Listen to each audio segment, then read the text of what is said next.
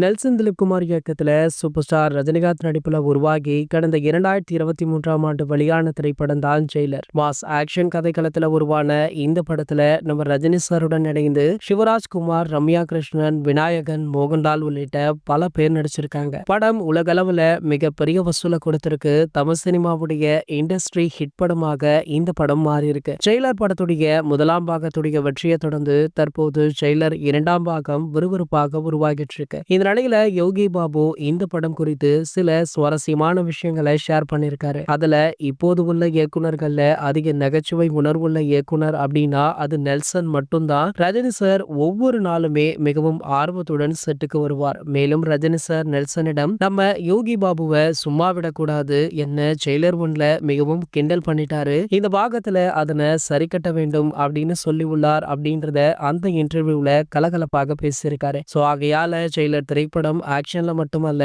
காமெடியிலுமே பக்காவாக உருவாகிட்டு இருக்கு அப்படின்றதற்கு யோகி பாபு சொன்னது ஒரு முக்கிய காரணமாக பார்க்கப்படுது. இது ஒரு பக்கம் இருக்க, நம்ம ரஜினி சாரோ கூலி படப்பிடிப்பை முடிச்சிட்டாரு. சோ இந்த படத்துடைய அடுத்த அப்டேட் பற்றிய ஒரு தகவலுமே வைரல் ஆகிட்டு இருக்கு. அதாவது இந்த படத்துடைய ஆடியோ லான்ச் தான் அது.